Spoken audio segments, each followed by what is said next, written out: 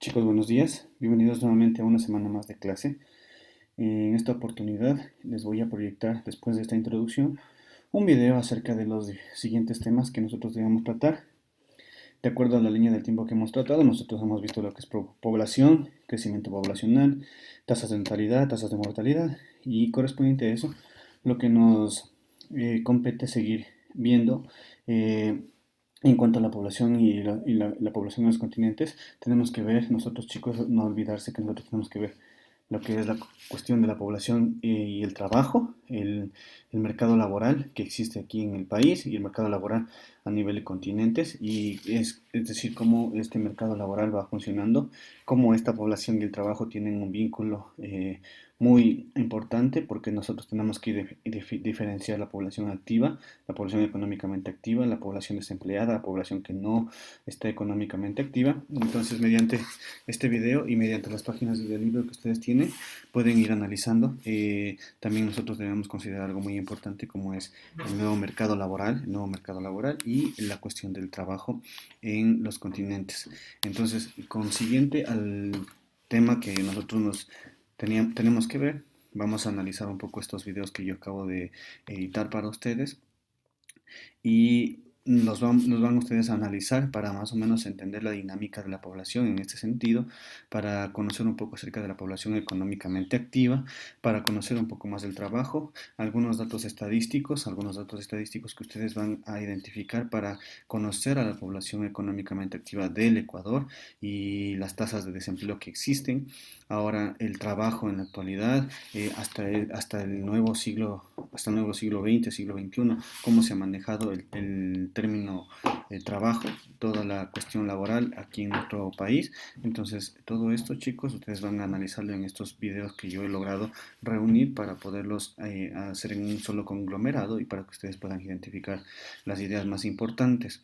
Adicional a eso, chicos, quería mencionarles que el día de hoy, en la tarde, ustedes en su cuaderno de actividades podrán revisar en la tarde o en la noche, podrán revisar lo que necesito que ustedes realicen. Por favor, son actividades o tareas muy pequeñas que usted no les llevará mayor complicación para ustedes poder realizarlas. Lo que sí le pido es que en la fecha que yo necesito que usted me entregue, por favor la haga en esa fecha, o sea, no se pase de la fecha que yo le pido o le solicito para que usted me entregue las tareas o las actividades, y que revise muy bien las descripciones, donde yo detallo o trato de detallar de la manera más adecuada para que usted entienda lo que necesito que realice y lo haga.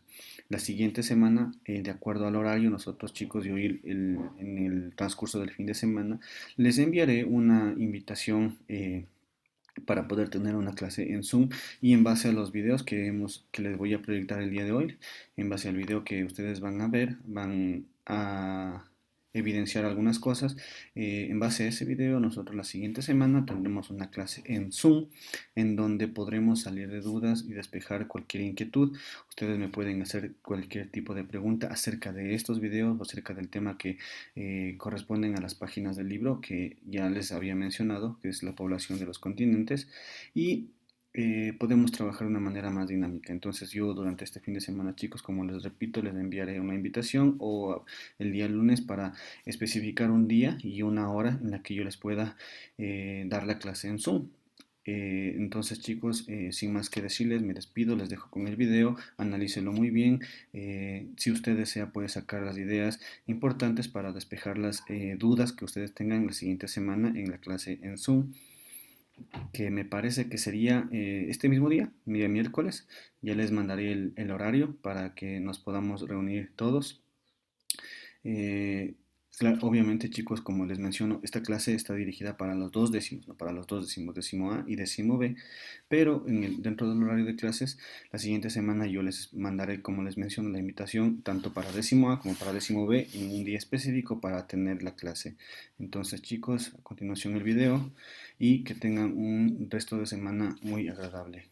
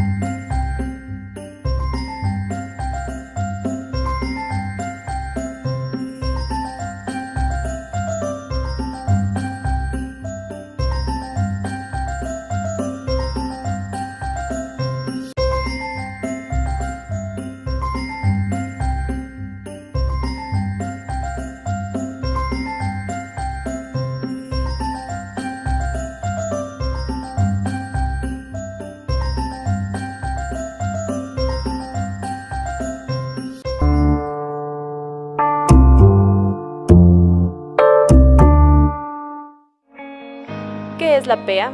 La PEA es la abreviación de Población Económicamente Activa. Pero, para entender de dónde se deriva este grupo poblacional, empecemos desde el principio. Tenemos a la población total. De esta restaremos solo a las personas que se encuentran en edad para trabajar, es decir, todas las personas de 15 años y más. De este grupo es de donde se deriva la población económicamente inactiva o PI y la PEA. La PEA, a su vez, se divide en 4 clasificaciones centrales que determinan la situación laboral: desempleados, subempleados, ocupados plenos y ocupados no clasificados. En la primera categoría tenemos a los desempleados, que son las personas de 15 años y más que no trabajan, pero que están disponibles para trabajar o que realizan gestiones concretas para conseguir empleo o para establecer algún negocio.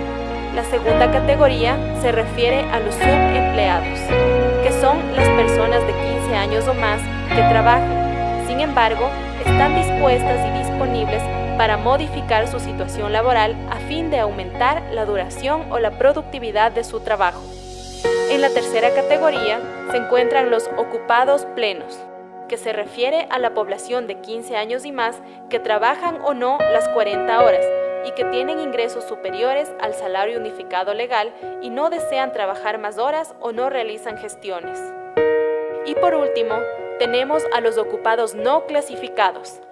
En esta categoría están las personas ocupadas de 15 años y más que no se pueden clasificar en ocupados plenos u otras formas de subempleo, por falta de datos de los ingresos que perciben.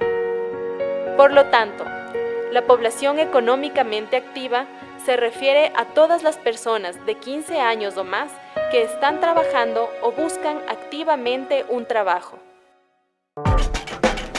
El trabajo puede observarse desde muy diferentes ángulos. Una obligación pesada, una pasión, un desafío, una angustia, una fuente de sustento o un pasatiempo. Para los economistas en general, el trabajo es un mercado. En 3 minutos usted sabrá todo o casi todo sobre el mercado del trabajo. Imaginemos un país muy pequeño donde hay instaladas 10 empresas y viven 100 personas en edad de trabajar. De esas 100 personas, 56 son parte de la población activa, es decir, trabajan o buscan empleo. En su conjunto, nuestras 10 empresas y nuestras 56 personas activas constituyen, por lo tanto, un mercado, donde se compra o se vende trabajo. Como todo mercado que se precie, el del trabajo está basado en la oferta, es decir, los trabajadores, y el de la demanda, es decir, las empresas. Como los trabajadores más cualificados son más productivos que los no cualificados, las empresas están dispuestas a pagarles más. Pero el mercado del trabajo está muy segmentado. Una fábrica de alpargatas no contratará a un ingeniero de automóviles, por muy competente que sea, así como un constructor de automóviles no contratará a un cosmonauta. El precio del trabajo depende también de las circunstancias. En una situación de pleno empleo, los trabajadores disponibles son escasos, de modo que los salarios suben. En periodos de desempleo, por el contrario, la oferta de trabajo se hace sobreabundante y los salarios bajan. Pero volvamos a nuestro mini país, donde una parte importante de la población activa trabaja en minas de arponio. Los mineros ganan bastante, hasta el día en que se inventa el arponio sintético. Bruscamente la actividad de las minas cae espectacularmente, el desempleo aumenta y pronto son 5 los parados, es decir, casi el 9% de la población activa. Nuestro minúsculo mercado de trabajo es inundado por esos 5 desempleados que necesitan trabajar, pero cuyas competencias han pasado a ser obsoletas. Aceptan entonces puestos de trabajo con salarios muy bajos y pasan a ser trabajadores pobres, personas que tienen empleo pero cuyo sueldo no les alcanza para llegar a fin de mes. Frente a esta situación inédita, el gobierno reacciona estableciendo un salario mínimo. Los salarios más bajos aumentan considerablemente, lo que permite que los más pobres salgan de la miseria. El problema es que este aumento brusco del coste del trabajo amenaza la competitividad de las empresas. Si no quieren aumentar sus precios, deberán ahorrar. Por ejemplo, sustituyendo por máquinas a algunos asalariados o deslocalizando la producción hacia lugares donde la mano de obra es menos cara. El salario mínimo mejora la situación de algunos, pero puede provocar que otros queden desempleados.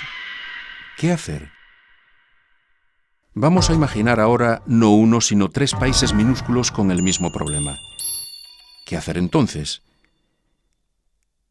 En el país número 1 se suprime el salario mínimo y se deja que el mercado fije por sí solo el coste del trabajo.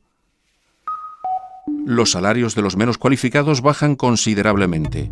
Es la solución menos costosa para la colectividad, pero supone aceptar una sociedad con 2 velocidades, donde los pobres tendrán difícilmente acceso a la salud y a la educación. Para entender lo que pasa en el país número 2, hay que recordar que un salario incluye cotizaciones sociales que sirven para financiar el seguro de desempleo, el sistema de salud y la jubilación. En el país número 2, el gobierno conserva el salario mínimo, pero suprime las cargas sociales de los salarios bajos. Gracias a esta exoneración, el coste del trabajo no cualificado disminuye para las empresas, sin que baje el poder adquisitivo de los asalariados. En resumen, todo el mundo queda contento. El problema de la solución número 2 es su coste. Las cargas economizadas por las empresas son compensadas por el Estado y, por lo tanto, por los contribuyentes. En el país número 3, el gobierno estima que hay que aumentar la productividad de los trabajadores no cualificados, financiando programas de formación. Es costoso para los asalariados, para las empresas y para el Estado, pero permite a los trabajadores y a las empresas adaptarse a la evolución técnica de sus oficios. Bien, tengo una pequeña adivinanza. ¿Qué solución hay que elegir? ¿La 1, la 2 o la 3? En el mundo real las 3 soluciones coexisten y son contempladas respectivamente. En Estados Unidos, en Francia, en Dinamarca. ¿Cuál es la mejor? En este caso los economistas no saben qué decir. Es particularmente difícil evaluar los efectos a largo plazo de las políticas públicas. ¿Qué cifras deben tomarse en consideración? La tasa de desempleo, el desempleo de larga duración, la productividad. Y además, más allá de las cifras, estas diferentes soluciones provienen de la historia nacional, de modelos económicos y de diferentes opciones políticas. Dado que el mercado del trabajo ocupa un lugar social y humano con un significado particularmente profundo, no es un mercado homogéneo. Varía mucho de un país a otro. En el fondo, el trabajo es un mercado de acuerdos, pero es también muchas otras cosas.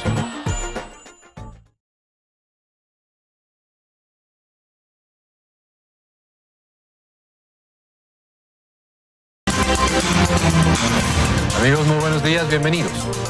En los últimos 5 años, desde junio de 2014 hasta junio de este año, la población ecuatoriana ha crecido en aproximadamente 1 millón de habitantes. Este es un dato fácil de recordar. En la actualidad, la población del país crece en 200,000 personas al año o en 1 millón en 5 años. En el mismo periodo, la población económicamente activa, o sea, los que trabajan o quieren trabajar o buscan trabajo, creció en 800,000 personas y el empleo en 770,000. Hasta aquí todo podría parecer bien porque el empleo crece casi a la misma velocidad que la población que busca empleo. Pero el problema es la calidad del empleo que se crea, porque en estos 5 años el empleo adecuado cayó en casi 300,000 empleos adecuados, menos que hace 5 años cuando la población era más pequeña que la actual. ¿Cómo se equilibran estos números? Pues muy sencillo y muy trágico, porque todo se equilibra con la creación de más de 1 millón de empleos mal remunerados, también conocidos como empleos no adecuados, que crecieron en 5 años en algo más de 1 millón de personas. Cualquiera que vea estas cifras concluirá que hay que hacer algo en el mercado laboral. Y ese algo bien podría empezar por una reforma a la normativa laboral que no incentiva la creación de empleos adecuados. Vamos a ver 2 datos importantes y uno irrelevante. El dato irrelevante es el desempleo, que según el INEGI es 4,4%. Y no es que el desempleo sea algo irrelevante, sino que con la definición estricta del desempleo que se usa en las encuestas, acá están solamente las personas que en la semana anterior a ser encuestadas no hicieron nada, absolutamente nada, excepto buscar activamente empleo. Si no lo buscaron activamente, entonces no están dentro de la población económicamente activa y no aparecen los datos. Y si hicieron algo, algún trabajito, por más pequeño que sea, ya están definidos como empleados. Ahora veamos el primer dato relevante, que es el empleo adecuado. que está en el peor nivel para un mes de junio desde que tenemos información. Está levemente por debajo del 38%, lo que nos lleva al segundo dato relevante, que es todos los demás de la población económicamente activa están o desempleados o con un empleo no adecuado. Es decir, algo más del 62% de los que trabajan o buscan empleo o no tienen nada que hacer o tienen trabajos mal remunerados. En resumen, la situación del mercado laboral hoy está mal.